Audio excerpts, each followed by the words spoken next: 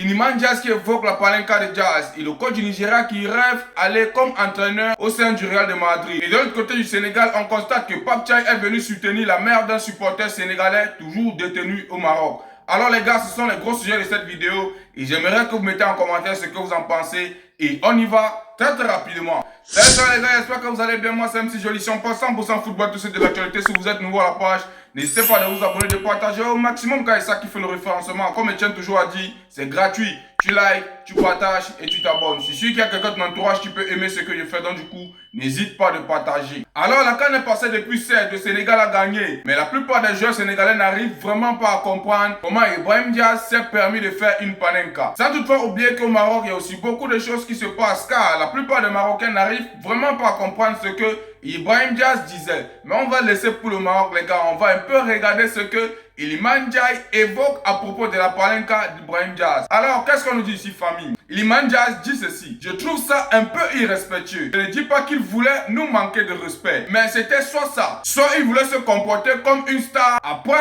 tout ce qui venait de se passer. Alors, je ne sais pas si je l'aurais tenté ou non, mais il était à quelques minutes de devenir le roi de son pays. Il n'avait pas gagné depuis tant d'années, il lui suffisait de marquer le but. Je ne comprends donc pas pourquoi il fait ça, mais je suis content qu'il l'ait fait. Je pense qu'après ça, nous savions que nous allons gagner.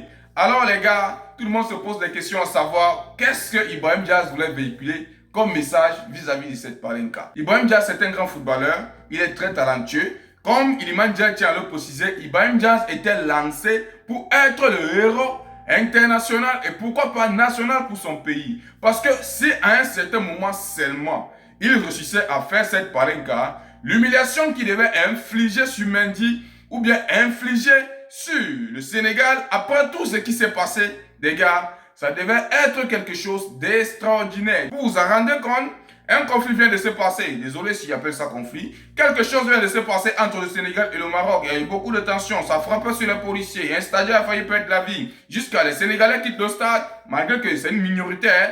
Les gars, bref, on a déjà parlé de ça. Jusqu'à une minorité de Sénégalais quitte le stade, disant qu'il y a une injustice qui se passe. Le match continue, Ibrahim Diaz tombe. Alors, il a l'occasion d'avoir un penalty. Les gars, s'il marquait et en faisant une panenka, ça devait être humiliation totale des Sénégalais, disant que vous bavardez beaucoup. Voici ça maintenant, j'ai fait une panenka. C'est pour vous rabaisser encore une fois de plus. Et comme on dit toujours, nul n'a le monopole du savoir. Il s'est fait humilier lui-même. Je dis et je redis, moi-même je n'arrive toujours pas à comprendre ce que Ibrahim Diaz voulait faire. Tu as une Coupe d'Afrique entre les mains et subitement je te vois en train de faire les bêtises qui te permettent de perdre ça une seule minute les gars. Même pas une seule minute, une seule seconde parce que c'est allé du tic au tac. Il suffisait juste de marquer et ça y est les gars gagnent la CAN. Parce que si les gars marquaient d'office, ça devait déstabiliser les joueurs sénégalais et ça devait encore rebooster les joueurs marocains afin de jouer bloc bas pour réserver ce but jusqu'à la fin du match. Alors, vu qu'ils ont raté, le Sénégal a pris conscience, sachant que, les gars,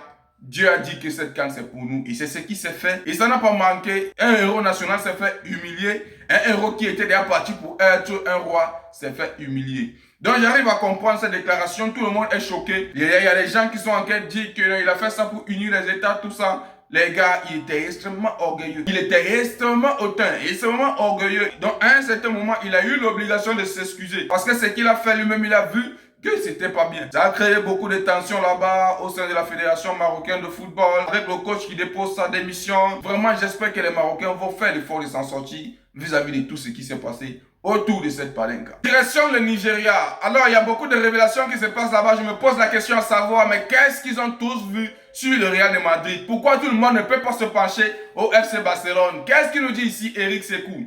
Eric Sekou Chel voit très grand. Alors, il dit ceci. Mon rêve est de devenir le premier entraîneur africain à diriger le Real de Madrid. Actuellement, à la tête du Nigeria, l'ancien coach du Mali se fixe aucune limite. Alors, le message est envoyé à Madrid. Vous le voyez relever un tel défi un jour? Pour moi, je tiens à préciser que oui. Et je m'explique. Vous savez très bien que c'est un très très grand entraîneur. Vous avez vu ce qu'il a fait pendant la CAN 2025 au Maroc avec le Nigeria. Ils ont combattu jusqu'à arriver en demi-finale, là où ils ont perdu directement. Ils ont joué la 3e place. Là, ils ont gagné face à l'Égypte d'ailleurs. Alors, vu son parcours, sa détermination et sa grandeur, pourquoi ne pas diriger le Real de Madrid? Pourquoi ça doit être limité pour les Africains? Pour moi, je pense que son rêve est grand et il peut le réaliser. Pour moi, j'aurais sollicité qu'il rêve plutôt du FC Barcelone en tant que meilleur fan du FC Barcelone, j'aurais sollicité qu'il rêve plutôt le FC Barcelone. Mais vu que sa destinée et sa vision est de diriger le Real, pour moi, je pense qu'il peut relever ce défi. Et quand on peut même regarder pour son parcours, on tient à préciser qu'il était coach du Mali. Il n'a pas manqué d'avoir beaucoup de manque de respect. Vous-même, vous le savez très bien. Il sort du Mali. Directement, il a eu des coups bas là-bas, des malaises qu'il avait à chaque match. Bref, on sentait qu'il n'était pas aimé là-bas. Alors directement, il arrive au Nigeria, il fait un parcours extraordinaire et il est beaucoup félicité, non seulement par Osimhen, par Lookman, mais par le groupe du Nigeria. Alors je pense qu'il est mieux lancé pour être vraiment un sélectionneur ou bien pour être un coach du Real de Madrid. Ce rêve peut se réaliser. Il a les grandeurs, il rêve grand et il connaît son métier. Vraiment, tout ce qu'on peut solliciter, c'est que bonne suite, bonne chance et qu'il continue de rêver grand car il sait qu'il pourra le réaliser un jour. Même s'il y a un certain moment, je me pose la question à savoir pourquoi il ne peut pas dire qu'il rêve être le coach du FC Barcelone. Parce que nous tous on sait, le FC Barcelone c'est le meilleur club au monde. Il peut faire quoi au Real là? Avec tout ce que le Real est en train de traverser actuellement, les coups bas, avec les trucs qui se passent. Vous tous vous connaissez tout ce qui se passe actuellement au Real de Madrid, les Mbappé qui se permet d'insulter les arbitres, tout ça. Bref, je vais faire une vidéo à propos de ça. Avec des saisons là, il se permet de voler les trucs, tout ça. J'espère que s'il part là-bas, il va enlever tout ça les gars. Il va faire en sorte que le Real de Madrid puisse gagner ses matchs dans la dignité. En tout cas, bonne suite et bonne chance. J'espère qu'il va réaliser son rêve. Direction le Sénégal. Quelque chose d'incroyable se passe là-bas. On tient à préciser, ils ont gagné la CAN, mais les gars n'ont pas encore arrêté de pavaner avec la CAN dans tout le territoire sénégalais. Alors, on tient à préciser ceci. Quel homme! Pape Thiaye est venu soutenir la mère d'un supporter sénégalais toujours détenu au Maroc. Il lui a pris dans ses bras et lui a même permis de soulever le trophée de la Coupe d'Afrique. Beaucoup de respect pour ce grand monsieur, tient à préciser. D'ailleurs, c'est pas seulement la femme là qui a soulevé la coupe, on a vu aussi des militaires, bref, des soldats. Il a marché partout dans le territoire. Après des joueurs, c'est maintenant lui. Et maintenant, quand on peut même regarder même dans la profondeur de ce qui se passe même au Maroc avec des détenus, on tient à préciser qu'il y a 11 à 18 supporters. Et avec un ressortissant algérien actuellement qui se trouve entre les mains des Marocains vis-à-vis du chaos qui s'est déroulé à la finale CAN Maroc 2025. Alors si la justice marocaine a d'ailleurs eu à regarder tout ce qui s'est passé vis-à-vis de cette CAN, je ne sais pourquoi les gars continuent de retenir ces gars là-bas. Ils doivent les lâcher. La CAN est finie depuis. Et les gars ont quitté les familles. Du coup, ils ne sont pas encore rentrés. Les mères sont en pleurs. Il est bien vrai. Il y a beaucoup de choses qui sont passées. Mais à un certain moment, la justice doit être faite. Mais ça serait mieux de les renvoyer dans leur pays pour purger leurs peines.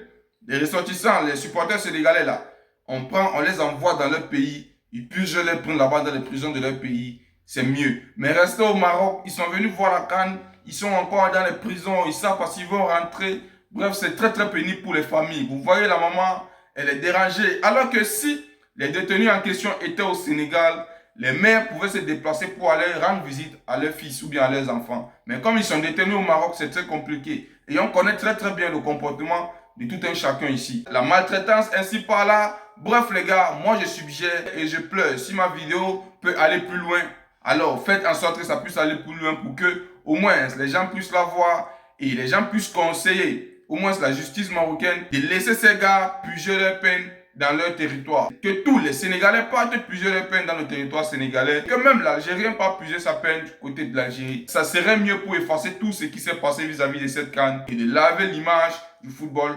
africain. Pape Thiaye, très grand homme, il remet de la fierté dans le cœur de cette maman et il a remis de la fierté dans le football sénégalais et dans le football africain. Ils ont gagné la CAN, ils ont été dignes. Et nous tous ici, nous sommes conscients de tout ce qui se passe.